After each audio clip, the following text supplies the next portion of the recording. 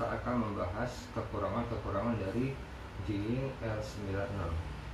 Nah, untuk infonya, untuk Jiying yang ini sendiri sudah saya modifikasi dan untuk trouble-trouble sudah bisa teratasi. Ya, saya mohon maaf karena waktu ada trouble itu tidak terpikir untuk membuat video. Tapi sekarang ya sepertinya saya perlu share masalah-masalah ini. Jadi untuk teman-teman nanti yang baru mau beli Jiying L96 ini akan tahu kira-kira kendala apa saja yang akan terjadi, karena ternyata kendala itu bukan kendala minor yang bisa diabaikan gitu. Ini menurut saya kendala yang fatal. Sebenarnya itu kalau kita lihat sih dari konstruksi bodinya, dia memang bagus, gak ada masalah. Untuk dari desain, secara pemilihan bahan semuanya bagus, kokoh dan kuat. Nah, tapi secara mekanisme ada beberapa kesalahan fatal tidak bisa diabaikan. Nah, oke, langsung aja kalau gitu kita mulai dari kesalahan-kesalahan sambil kita buka ya. Oke, jadi ini scope ini bukan scope bawaan, ini saya modifikasi sendiri. Demikian juga buat bipod sama flashlightnya, ini semua udah dimodifikasi sendiri ya.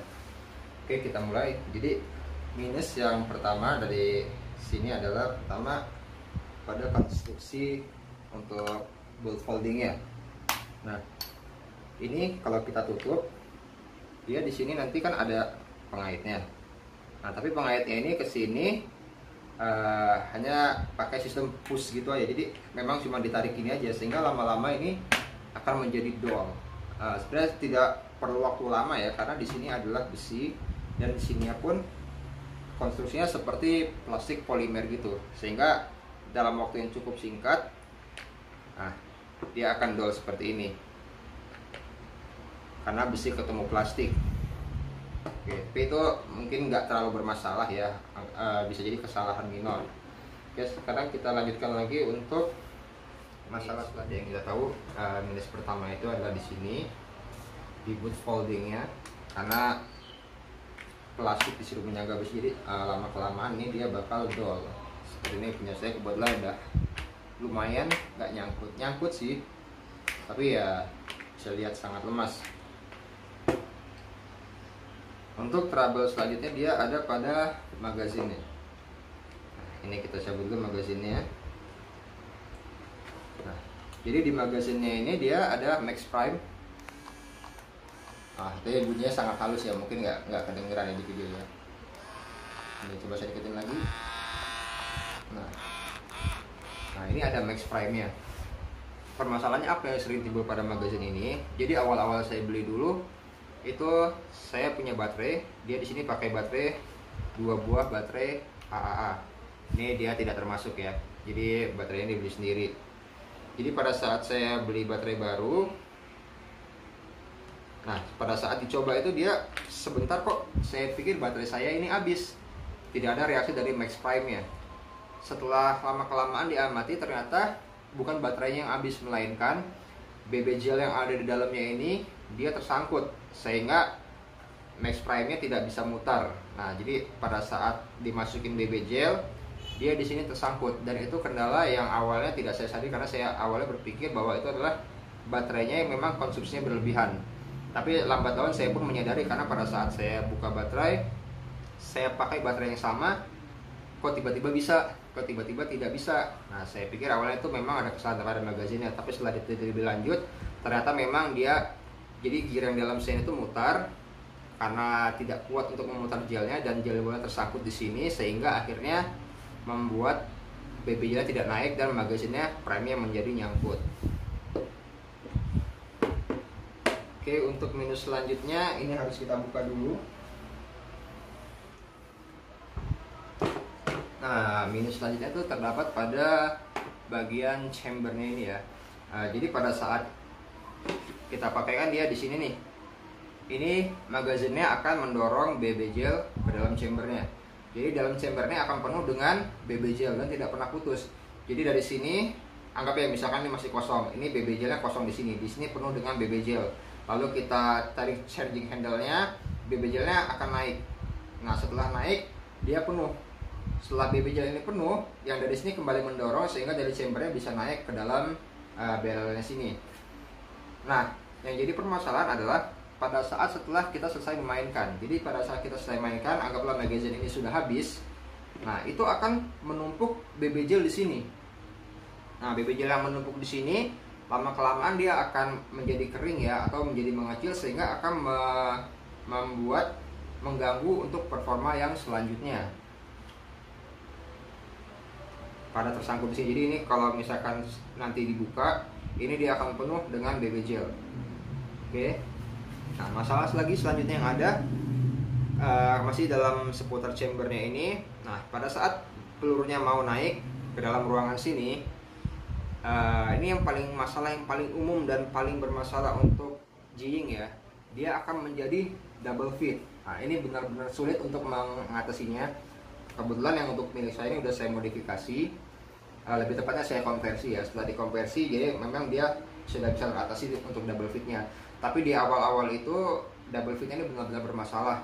Dari sekitar mungkin ada 8 dari 10 tembakan, hanya 8 dari 10 tembakan hanya 2 yang bisa, sisanya 8 itu double fit. Dan itu benar-benar bermasalah untuk unit sniper ya, karena kita tahu kan kita menarik satu peluru menembak, tapi kalau double fit ya larinya kemana-mana, bahkan bisa jadi tidak keluar. Jadi kalau misalkan nanti ada yang beli Jiying dan mengalami double fit yang parah, ya memang itu adalah masalahnya ini. Nah, dan tadi akumulasi dari kita menembak tadi akan terus bertumpuk nih, sisa-sisa dan pecahan-pecahan sparkling dari BB gelnya, membuat unit harus sering-sering dibersihkan. Ya, sebenarnya untuk membersihkan unit antara 1 bulan sekali atau mungkin bahkan seminggu sekali dengan pemakaian rutin itu masih wajar. Tapi kalau setiap mau pakai dibersihkan itu sebenarnya ada trouble. Untuk yang berikutnya adalah di charging handle-nya. Kenapa ini bermasalah? Nah, ini kalau mau kita lihat, nah ini dia bengkok. Kenapa bengkok? Karena ya dia di sini nilon tidak kuat menahan springnya, sehingga pada saat kita mau mengokang tidak bisa hanya menarik ini, melainkan ini harus ditahan juga. Nah, harus ditahan seperti ini. Karena dari pengalaman beberapa teman yang menggunakan unit ini ya, dia mengalami patah di bagian sini tadi, karena tadi tidak tahu cara untuk mengantisipasinya. Memang seharusnya di sini dibuat lebih kuat ya, supaya memang bisa ditarik hanya dari charging handle-nya di sini, seperti unit lainnya kayak Ganjiang M24, Ganjiang L96. Jadi memang harusnya bisa seperti itu. Tapi karena memang ini tidak kuat, sehingga untuk menariknya harus seperti ini, ditahan bagian belakangnya ini, dia ditahan dengan jempol supaya tidak bengkok dan tidak patah. Oke, untuk masalah selanjutnya lagi, dia ada pada sirnya ini. Jadi kalau kita lihat, dia ini chambernya dari besi ya. Di sini ada sir ini ganjel ke atas. Sir yang ini nih, yang kecil ini. Nah, ini dia ngeganjel ke atas. Yang jadi masalah adalah karena di pistonnya ini dia berbahan nilon atau plastik ya. Sedangkan ini dia berbahan dengan besi. Sehingga besi ketemu plastik, otomatis plastiknya akan cepat aus. Nah, itu yang membuat unit ini menjadi harus gimana ya saya menyatakan ya, kemungkinan untuk gearboxnya ini harus sering-sering diganti oleh pistonnya. Kenapa? Karena besi ketemu dengan plastik ini akan cepat sekali untuk aus. Antara dua, ininya diganti plastik atau pistonnya diganti dengan yang besi. Tapi kemungkinan lebih baik pistonnya inilah diganti dengan yang besi, sehingga usia untuk ganjengnya sendiri ini menjadi tidak awet ya, karena hal seperti itu. Oke, sepertinya cukup itu aja. Nah, tapi kenapa ini perlu dibahas? Karena ini bukan namanya, kalau menurut saya ini adalah kesalahan yang fatal ya. Kenapa? Karena mekanisme untuk airsoft gun ini, terutama untuk BB gelnya kan semua saling terkaitan, dari magazine, chamber, barrel, dan segala macamnya, untuk gearbox juga.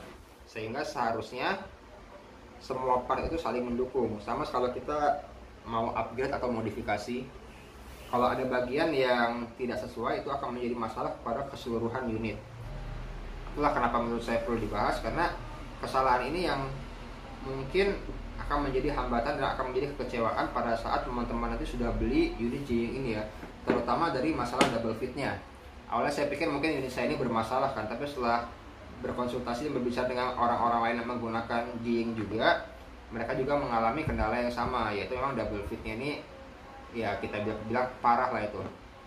Dan itu juga tidak bisa diakali hanya dengan siasat kecil ya. Oke, mungkin cukup itu dulu. Kalau ada pertanyaan atau mungkin ada koreksi bisa disampaikan. Oke, terima kasih.